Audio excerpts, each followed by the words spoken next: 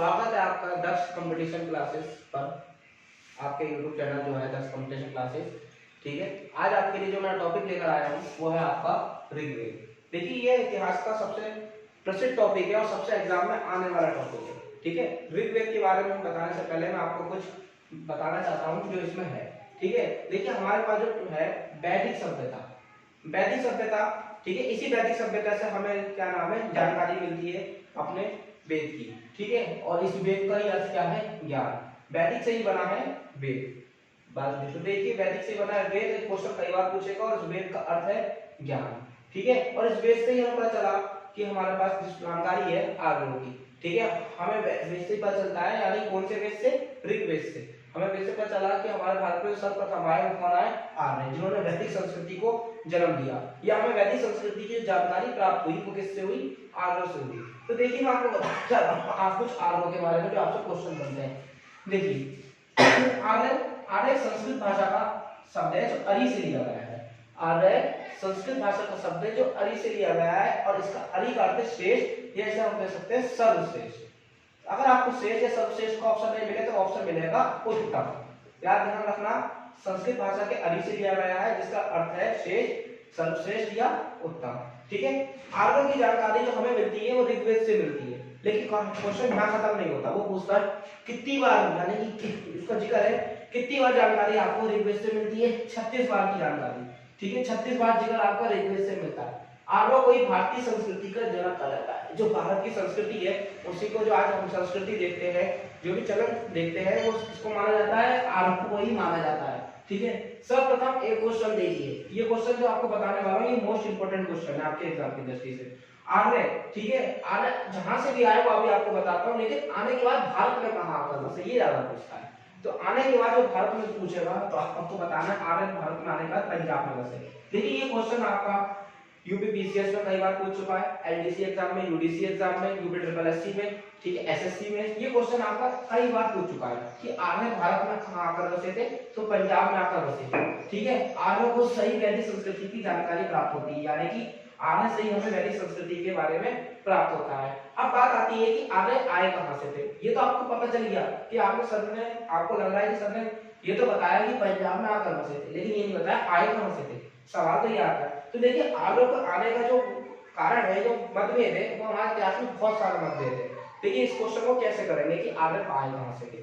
देखो, अगर वो आपसे डायरेक्ट पूछता है कि आर्य कहां के निवासी थे, तो आप जगह का नाम बताएंगे मध्य एशिया। ये आपसे बिल्कुल कुछ नहीं, किसी का मत नहीं पूछा है उसने डायरेक्ट पूछा है कि आर्य कहां के निवासी थे, तो आपको बताना है मध्य एशिया के निवासी थे आर्य। ठीक है, लेकिन अगर उसमें किसी के इतिहासकार का नाम लिख के दे दे या किसी और का नाम लिख के दे दे, तभी क्वेश्चन चेंज हो जाएगा। ठीक है, देखिए मध्य एशिया, एक आपके दार्शनिक मैक्स मुलर, अगर वो पूछे कि मैक्स मुलर के अनुसार आर्य कहां के निवासी थे, तो आर्य थे मध्य एशिया के निवासी। ये मैक्स मुलर के अनुसार आपको बताना है, वो पूछेगा आपसे कि मैक्स मुलर ने क्या बताया कि आर्य कहां के निवासी थे, तो आर्य कहां के निवासी थे, मध्य एशिया के। ठीक है, ऐसी दयानंद सरस्वती के बारे में, दयानंद सरस्वती ने कहा, बताया कि आर्य कहां के निवासी थे, तो आप बताएंगे तिब्बत क्षेत्र के। कहां के, तिब्बत क्षेत्र के। ऐसे ही बाल गंगाधर तिलक, तो बाल गंगाधर तिलक ने बताया आर्य कहां के निवासी थे, आर्कटिक प्रदेश के। ऐसे ही पंडित गंगाधर झा, ये याद रखना, ये बहुत इंपॉर्टेंट क्वेश्चन है कि पंडित गंगाधर झा, ठीक है, ये कहां के निवासी थे आर्य, इन्होंने बताया ब्रह्म ऋषि देश। अब सवाल आता है कि ब्रह्म ऋषि देश क्या था, तो ब्रह्म ऋषि देश देखिए गंगा और यमुना के क्षेत्र को हमने क्या बोला, ब्रह्म ऋषि देश बोला। जो हिमालय से निकलने वाली गंगा है और यमुना का क्षेत्र है, वहां से जो क्षेत्र है उसे हमने क्या बोला, ब्रह्म ऋषि देश बोला। तो पंडित गंगाधर झा, इन्होंने बताया कि आर्य कहां के निवासी थे, ब्रह्म ऋषि देश के निवासी थे। इस तरीके से आर्यों के बारे में, उनके निवास स्थान के बारे में हमें जानकारी प्राप्त होती है। याद रखना, अगर आपसे किसी के अनुसार नहीं पूछ रहा, डायरेक्ट पूछ रहा है आर्य कहां के निवासी थे, फिर एक बार रिपीट कर रहा हूं, तो आर्य कहां के निवासी थे, मध्य एशिया के निवासी थे। मैक्स मुलर के अनुसार वो भी आप यही बताएंगे मध्य एशिया के निवासी थे। सबसे ज्यादा मैक्स मुलर को पूछता है वो आपसे। ठीक है, उसके बाद वो पूछेगा आपसे बाल गंगाधर तिलक के अनुसार, तो आर्कटिक प्रदेश के निवासी थे। या फिर वो आपसे पूछ सकता है दयानंद सरस्वती के अनुसार, तो वो आप बता सकते हैं तिब्बत क्षेत्र के निवासी थे। ठीक है, या इसके बाद वो आपसे पूछ सकता है पंडित गंगाधर झा के अनुसार, तो आप बता सकते हैं कि वो ब्रह्म ऋषि देश के निवासी थे। इस तरीके से आर्यों का निवास स्थान होता है। ठीक है, अब आर्यों की बात बताई थी मैंने आपको कि आर्य संस्कृत भाषा के ऋषभ से था, ऋग्वेद में 36 बार जिक्र है, भारतीय संस्कृति के जनक है। सर्वप्रथम ये कहाँ आकर बसे? मध्य एशिया से कहाँ आकर बसे? पंजाब में आकर बसे। आर्य से ही वैदिक संस्कृति की जानकारी प्राप्त होती है। ये थी आर्यों के बारे में जानकारी। आगे चलते हैं कि अब हमें इसके बाद क्या पढ़ना है। तो इसके बाद हमें देखिए क्या देखना है। अब हमने इसमें एक शब्द आया वेद, ठीक है। तो हमें आपको क्या बताना है? वेदों की संख्या बतानी है। लेकिन उससे पहले हम आपको बता रहे हैं कि वैदिक सभ्यता जो लिखी है इसके कितने भाग हैं। वही कभी कभी ये भी पूछ लेता है कि वैदिक सभ्यता कितने भागों में टूटी हुई है। वो कितने भागों में टूटी हुई है? वैदिक सभ्यता 2 भागों में टूटी हुई है। एक सभ्यता को कैसे जोड़ेंगे? ऋग्वैदिक काल में जोड़ेंगे। किसमें जोड़ेंगे? ऋग्वैदिक। और दूसरा इसे बोला हमने उत्तर वैदिक काल। उत्तर वैदिक काल, ठीक है। अब बात आती है कि ऋग्वैदिक काल का समय, ठीक है। ये ज्यादा पूछता है और उत्तर वैदिक काल का समय। तो देखिए ऋग्वैदिक काल का समय यानी कि हम जो समय है हमारा ईसा पूर्व जो माइनस में चलता है 1500 ईसा पूर्व से 1000 ईसा पूर्व, ये हमारा जो समय माना गया, ये माना गया ऋग्वैदिक काल का, ठीक है। इसी तरीके से 1000 ईसा पूर्व से 600 ईसा पूर्व, ये हमारा समय माना गया उत्तर वैदिक काल का। यानी कि अगर आपसे पूछे कि वैदिक काल या वैदिक सभ्यता को कितने खंड है, तो वैदिक सभ्यता के 2 काल है। एक कौन सा आपका ऋग्वैदिक काल और एक कौन सा आपका उत्तर वैदिक काल, ठीक है। ऋग्वैदिक काल का समय याद रखना है, कई बार पूछा है एग्जाम में, फिर बता रहा हूँ। ऋग्वैदिक काल का समय याद रखना है 1500 ईसा पूर्व से 1000 ईसा पूर्व, और उत्तर वैदिक काल का समय याद रखना है 1000 ईसा पूर्व से 600 ईसा पूर्व। ये समय आपको याद रखना है, ठीक है। अब हम बात करते हैं ऋग्वैदिक काल की।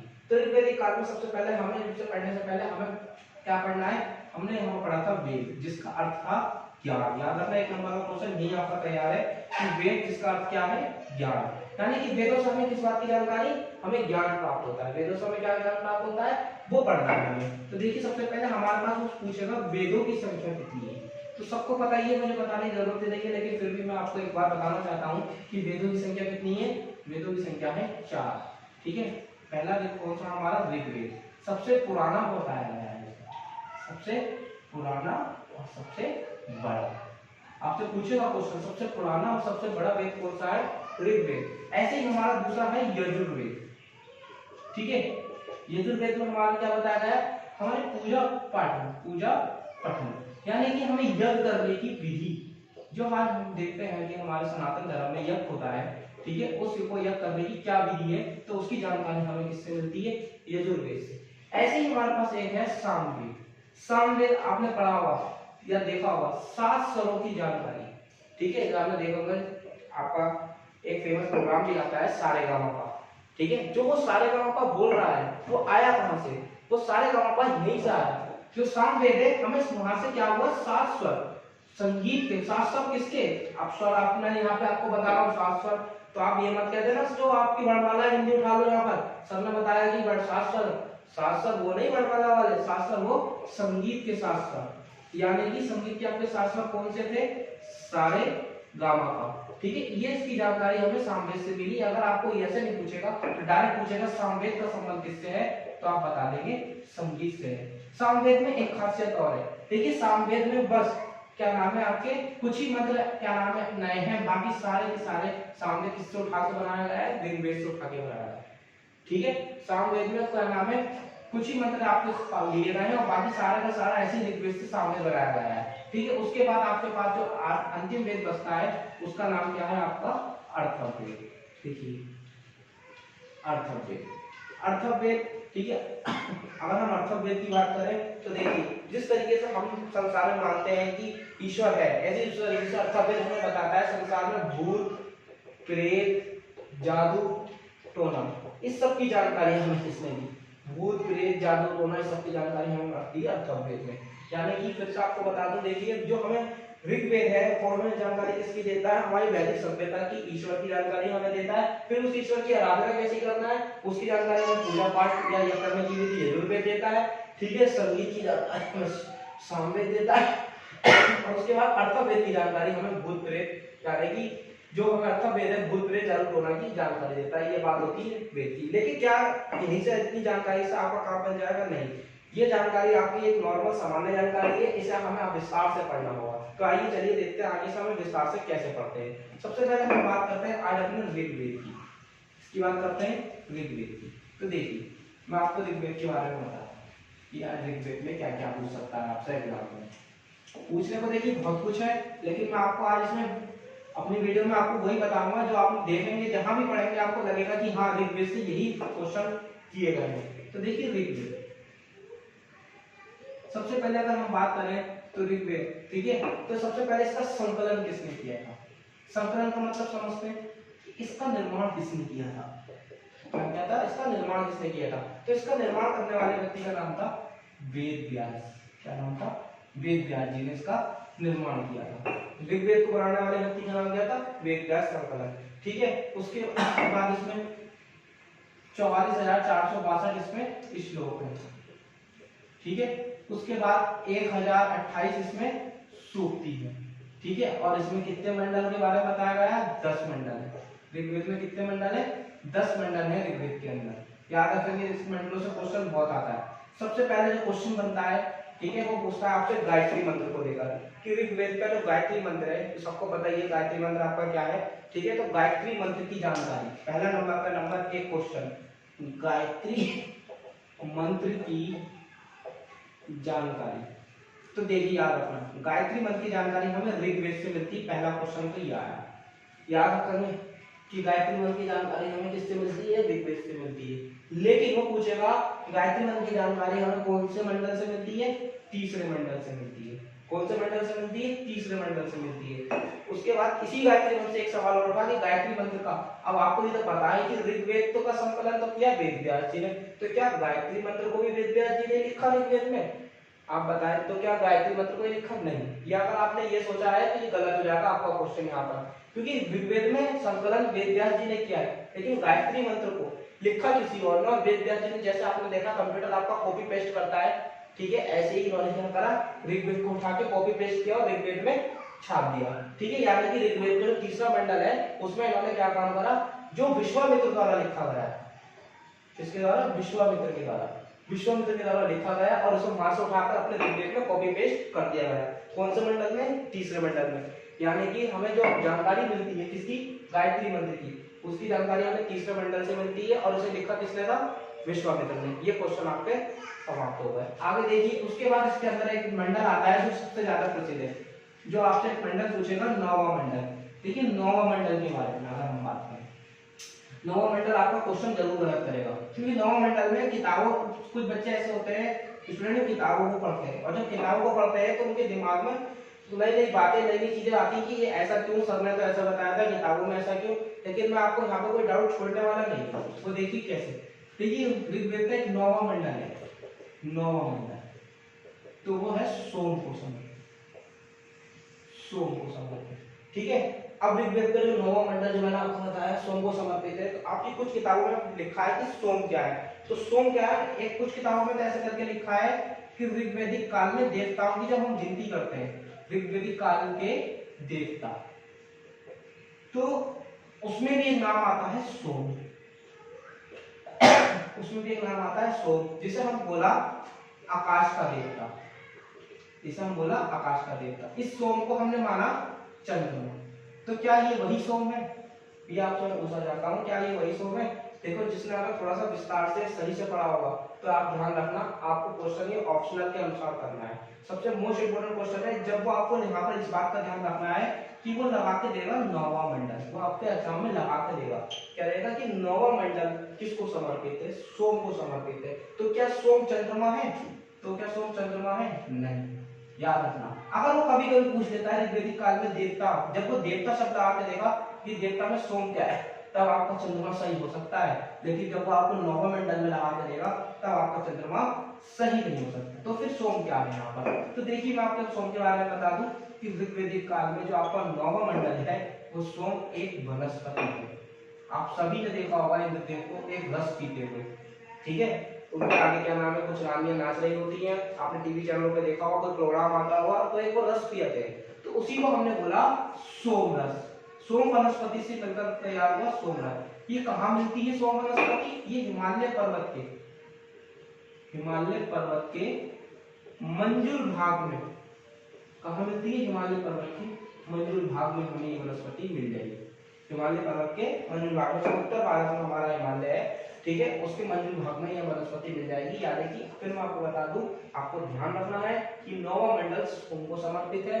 सोम एक वनस्पति है जिससे सोमरस तैयार हो सकता है। ठीक है, सोमरस क्या है? ये एक प्रकार की मदिरा है। एक प्रकार की मदिरा क्या है? एक प्रकार की मदिरा है। ठीक है, और इस मदिरा के लिए जो वनस्पति में मिल रही है वो हिमालय पर्वत के मंजूल भाग में। अब मदिरा का नाम देके ये मत सोचना कि हिमालय चले जाऊं, ठीक है, चले मत जाना, ढूंढ कोशिश करने के लिए कि ला इस मदिरा को भी टेस्ट करके देखा जाए। आगे बढ़ते हैं। ठीक है, अब हम नौवें मंडल के बाद हम बात करते हैं वर्ण की। ठीक है, कि हमारे पास वर्ण कितने हैं। वर्ण का मतलब आप समझ नहीं पा रहे होंगे, लेकिन मैं आपको समझाता हूँ कि वर्ण क्या होता है।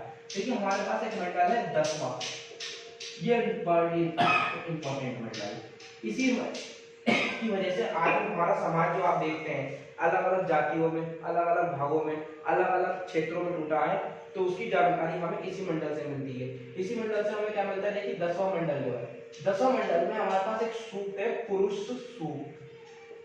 10वां मंडल में हमारा क्या है? पुरुष सूक्त। ठीक है, तो इस पुरुष सूक्त से हमें क्या मिलता है? क्या मिलती है? हमें वर्ण व्यवस्था मिलती है। क्या मिलती है? वर्ण व्यवस्था। क्या मिलती है? वर्ण व्यवस्था। ठीक है, एक क्वेश्चन ही मिल गया आपको कि वर्ण व्यवस्था का वर्णन जिक्र, या वर्ण व्यवस्था हमें कहाँ मिलती है? ऋग्वेद के 10वें मंडल में। ठीक है, एक क्वेश्चन ये है कि ऋग्वेद के 10वें मंडल में, और एक क्वेश्चन ये है कौन सा सूक्त में? पुरुष सूक्त में। दो क्वेश्चन ये आने वाले क्वेश्चन है आपके एग्जाम में, और इसमें से एक 100% आपको मिल सकता है। ठीक है, तो ये वर्ण व्यवस्था आपको कहाँ मिली? कि 10वें मंडल में, और कौन से सूक्त में? पुरुष सूक्त में। वर्ण व्यवस्था है क्या? वर्ण व्यवस्था को हमने बांटा कर्मों पर, कर्मों पर आधारित। वर्ण व्यवस्था को हमने क्या बांटा? कर्मों पर आधारित।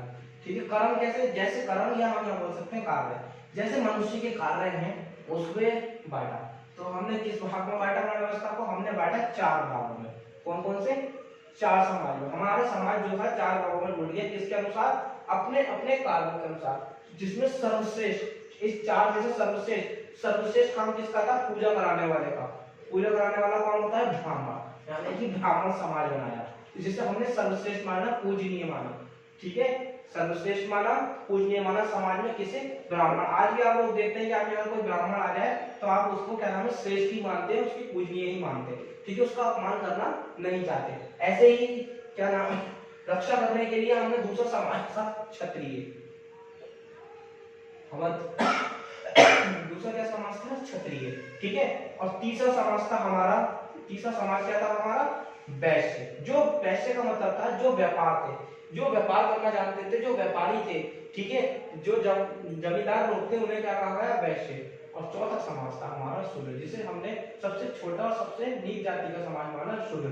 जो क्या करते थे? इन लोगों के यहाँ काम धाम करते थे, नौकर चाकर थे, सेवा चाकर थे, शूद्र था। अब देखिए पूछने का तरीका क्या था, वो सीधे सीधे किसको पूछता है कि हमें शूद्र, ठीक है, शुद्ध समाज का वर्णन कहां से मिला। अब आपसे कोई ये नहीं पूछ रहा है वर्ण व्यवस्था, अभी मैंने आपको रटाया, क्या रटाया कि वर्ण व्यवस्था 10वें मंडल में मिली, पुरुष सूक्त में मिली, लेकिन उस आप वो नहीं जानता कि ये वर्ण व्यवस्था क्या है, वो नहीं जानता कि वर्ण व्यवस्था कर्मों पर आधारित है। आपका एग्जामिनर आपसे बस ये आपको घुमाने के लिए कहता है कि वो शूद्र, ठीक है, शूद्र, ये सबसे ज्यादा आया हुआ क्वेश्चन है कि शूद्र का उल्लेख सीधे सीधे पूछता है, शूद्रों का उल्लेख हमें कहां से मिला। नंबर 1 का क्वेश्चन सबसे ज्यादा आता है, शूद्रों का उल्लेख हमें कहां से मिला, तो शूद्रों का उल्लेख हमें मिला, वही क्वेश्चन जवाब वही होगा, वर्ण व्यवस्था। कौन सा सूक्त? पुरुष सूक्त। कौन से वेद? ऋग्वेद में, क्योंकि 10वां मंडल किसके में? ऋग्वेद में। ऋग्वेद का 10वां मंडल पुरुष सूक्त में हमें शूद्रों का उल्लेख मिला। सबसे ज्यादा आने वाला क्वेश्चन है, ये आपको ध्यान रखना है, भूलना नहीं है, ठीक है। तो यहाँ तक हम आपको आ गए कि हमने पुरुष सूक्त पढ़ लिया, वर्ण व्यवस्था पढ़ ली, कर्म पदार्थ पढ़ ली। एक चीज और कि ऋग्वेद का पढ़ने वाला पाठ है, ठीक है, इसे हमने क्या बोला, इसे बोलते हैं होत्र। याद रखना, सबसे ज्यादा क्वेश्चन आता है कि ऋग्वेद को पढ़ने वाले को क्या बोलते हैं? होत्र बोलते हैं। अब आगे चलते हैं, थोड़ा सा ये बात आपकी समझ में आ गई होगी, ठीक है, आ गई होगी समझ में कि पुरुष सूक्त के बारे में हमें किससे वर्ण व्यवस्था की जानकारी मिली और वर्ण व्यवस्था में ब्राह्मण, क्षत्रिय, वैश्य, शूद्र, ठीक है, हमें जानकारी मिली। ब्राह्मण का काम था पूजा पाठ, रक्षा करने का काम क्षत्रिय को दिया गया, व्यापार करने का काम वैश्य को दिया गया, और उल्लेख किसका था? जो नौकर चाकर का काम किसे दिया गया? शूद्रों को दिया गया। और यहीं से क्वेश्चन आया आपका इंपॉर्टेंट, क्या कि शूद्रों का उल्लेख हमें कहाँ से मिलता है, तो हमें ऋग्वेद के 10वें मंडल से पुरुष सूक्त से मिलता है। ये आपको मैंने रिपीट करा दिया, अब आगे देखिए क्या होता है। फिर एक क्वेश्चन आता है ऋग्वेद, ठीक है, क्या ऋग्वेद में कोई नदी का वर्णन है या नहीं है? हाँ, तो आपको बताना है क्या ऋग्वेद में किसी नदी का वर्णन है या नहीं है। तो ऋग्वेद में नदी का वर्णन है। ऋग्वेद में सबसे अधिक बार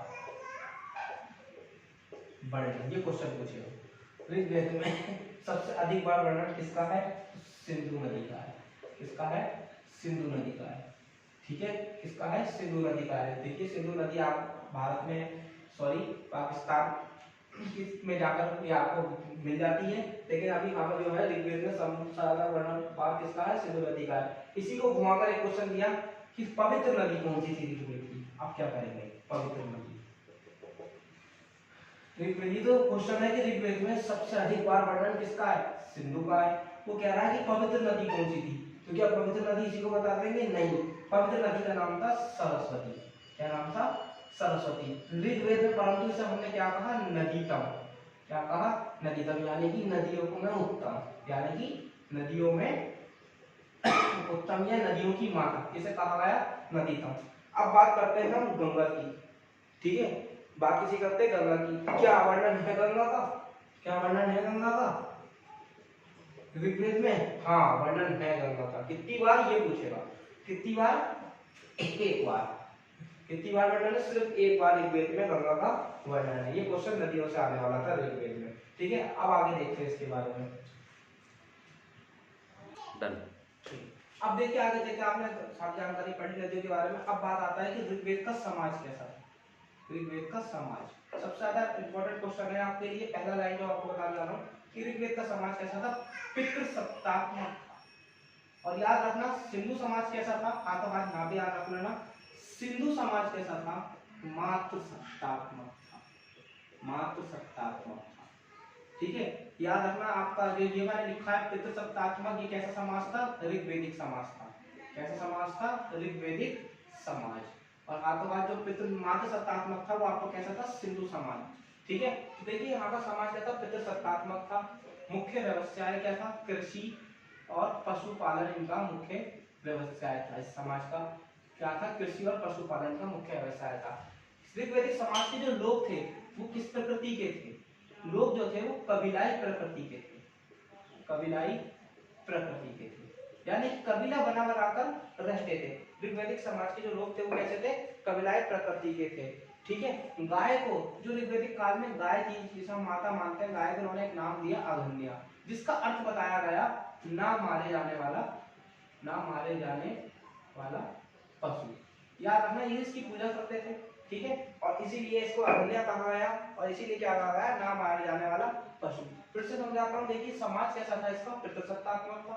कृषि और पशुपालन इसका मुख्य व्यवसाय था। लोग कैसे थे? कबीलाई प्रकृति के थे।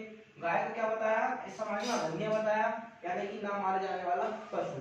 ठीक है, इसके बाद जो ऋग्वेद काल की बात करें तो ऋग्वेद काल में जो व्यापारी थे उन्हें क्या कहा जाता था? ये बहुत क्वेश्चन आता है कि ऋग्वेद काल में व्यापारियों को क्या कहा जाता था। ठीक है, तो ऋग्वेद काल में व्यापारियों को पढ़ी कहा जाता था। तो दूर दूर जाकर क्या करते थे? अपना व्यापार करते थे। ऋग्वेद काल में व्यापारियों को पढ़ी कहा जाता था। क्या कहा जाता था? पढ़ी। इसका क्या है? व्यापारी। क्या है इसका अर्थ? पूछेगा आपसे एग्जाम में कि ऋग्वेदिक काल में पढ़ी क्या था? पढ़ी क्या था? एक व्यापारी को कहा जाता था। जो भी व्यापार करता था, जो भी व्यापार से संबंध रखता था, उसे क्या कहा जाता था? पढ़ी कहा जाता था। और जिन महिलाओं की स्त्रियां ने कि अविवाहित महिलाओं को, ये मोस्ट इंपोर्टेंट क्वेश्चन है, कई बार पूछा है। ऋग्वेदिक काल में अविवाहित महिला को, ऋग्वेदिक काल में अविवाहित महिला को क्या कहा जाता था? अमाजु कहा जाता था। अमाजु क्या कहा जाता था? अमाजु कहा जाता था। ये क्वेश्चन आपका एसएससी ने, यूपीएससी ने कई बार पूछा है कि ऋग्वेद काल में अविवाहित महिला को क्या कहते हैं? अमाजु कहते हैं। ये आपको अच्छे से ध्यान रखना है कि ऋग्वेदिक काल में अविवाहित महिला को अमाजु कहा जाता था। ऋग्वेदिक काल में स्त्रियों की दशा कैसी थी? ये पूछेगा। ऋग्वेदिक काल में स्त्रियों की दशा कैसी थी? तो दयनीय थी। ऋग्वेदिक काल में पुरानी बुराइयां, कुरीतियों आदि का वर्णन था। स्त्रियों की दशा दयनीय थी। किस प्रकार? क्योंकि ऋग्वेदिक काल में सती प्रथा, वेश्यावृत्ति, ठीक है, ऐसी बुराइयों का प्रचलन था। सती प्रथा, वैश्यावृत्ति, कुप्रथा, ठीक है, नियोग प्रथा, सबसे ज्यादा आपसे पूछेगा नियोग प्रथा। तो ऐसी का वर्णन था किसमें, ऋग्वेदिक काल में। इसीलिए ये समाज कैसा बताया गया, पितृसत्तात्मक बताया गया, महिलाओं की दृष्टि से ये समाज दयनीय था। ठीक है, अभी मैंने आपके बारे में यहाँ पर एक जिक्र किया सती प्रथा का। तो देखो सती प्रथा के बारे में कुछ आपको बता दूं, आप वैसे तो आपको पता ही होगा, लेकिन क्वेश्चन की दृष्टि से, एमसीक्यू की दृष्टि से मैं आपको बताना चाहता हूँ कि सती प्रथा का जो बात करें, सती प्रथा का उल्लेख हमें जो लिखित उल्लेख मिला वो 510 ईस्वी में मिला। गुप्त काल के 510 ईस्वी में ऐरण अभिलेख से मिला। ठीक है, सती प्रथा को सती प्रथा को लाने वाले भारत में कौन थे, शक थे। सती प्रथा को लाने वाले भारत में कौन थे, शक थे। सती प्रथा पर सबसे पहले जो प्रतिबंध लगाने वाला जो बादशाह की बात करें तो उसका नाम आता है अकबर। याद रखना, सती प्रथा से सारे बनने वाले जितने भी एमसीक्यू हैं, मैं आपको, मुझे गौर से सुन लेना, आपको याद हो जाएंगे, चाहे तो आप नोट कर लेना। ठीक है, सती प्रथा पे बनने वाले सारे एमसीक्यू मैं आपको फिर से एक बार यहाँ पर बोल रहा हूँ। यहाँ पर जो सती प्रथा का वर्णन हुआ है ऋग्वेद काल में, तो सती प्रथा की अगर हम बात करें तो सती प्रथा गुप्त काल के ऐरण अभिलेख से हमें मिलता है। ठीक है, सती प्रथा पर जो प्रतिबंध लगाने वाला मुगल बादशाह था, अगर वो आपसे पूछे मुगल बादशाह या मुगल लगाए नहीं, वो डायरेक्ट पूछे बादशाह, ठीक है, कि सती प्रथा पे प्रतिबंध लगाने वाला बादशाह, तो आप लगा के आएंगे अकबर। ठीक है, अगर उसने बादशाह ना लिखा, उन्हें लिख दिया सुल्तान, कि सती प्रथा पर प्रतिबंध लगाने वाला सुल्तान कौन सा था, तभी आपका आंसर चेंज हो जाएगा, क्योंकि अकबर सुल्तान नहीं था, अकबर बादशाह था। सती प्रथा पर प्रतिबंध लगाने वाला जो सुल्तान था उसका नाम था एमबीटी, जिसे कहा मोहम्मद बिन तुगलक। फिर से सुन लीजिए कि सती प्रथा पर प्रतिबंध लगाने वाला सुल्तान कौन था, एमबीटी, मोहम्मद बिन तुगलक। आगे बढ़ते हैं, सती प्रथा पर आप पूछे प्रतिबंध लगाने वाला वायसराय कौन था। सती प्रथा पर प्रतिबंध लगाने वाला वायसराय था लॉर्ड विलियम बेंटिक। किसकी सहायता से, राजा राममोहन राय की सहायता से। अगर हम बात करें, अगर हम यहाँ से पहुंच जाए आधुनिक भारत में, तो आधुनिक भारत में जो सबसे ज्यादा श्रेय जाता है आधुनिक भारत का, जिसे आधुनिक भारत का पिता कहा गया है, राजा राममोहन राय को कहा गया है आधुनिक भारत का पिता। उन्होंने क्या काम करा, सती प्रथा का अंत किया, पूर्णता। ठीक है, ये थी सती प्रथा हमारी। ठीक है, चलिए दोस्तों, मैं आपको आगे के वेद, मुझे जानकारी होगी कि जितना मैंने पढ़ाया आपको अच्छा लगा होगा, और जो आगे के 3 वेद हैं वो आपको अगली वीडियो में देता हूं मैं। ये आपका ऋग्वेद था जो पूर्णतः कंप्लीट हो गया। यहाँ से बनने वाला एमसीक्यू आपको पीडीएफ के तौर पे मैं आपको प्रोवाइड करा दूंगा। ठीक है, जो भी चीजें हैं इसमें बनने वाले एमसीक्यू जो अगर मेरे से रह गई है तो मैं आपको पीडीएफ में दे दूंगा, लेकिन इसमें मैं समझता नहीं कुछ रह गया है। और आने वाले 3 वेद जो आपकी यजुर्वेद है, सामवेद है, अथर्ववेद है, वो आपको अगली वीडियो में एक साथ शामिल कर दिए जाएंगे। धन्यवाद दोस्तों। ठीक है दोस्तों, अगर वीडियो अच्छी लगी हो तो हमारे चैनल को लाइक सब्सक्राइब जरूर करें, शेयर करें, ताकि हम आपके लिए और अच्छी अच्छी वीडियो ला सकें, ताकि हम और अच्छे अच्छे टॉपिक आपको समझा सकें। इसीलिए दोस्तों लाइक शेयर करना ना भूलें, जरूर लाइक शेयर करें। धन्यवाद।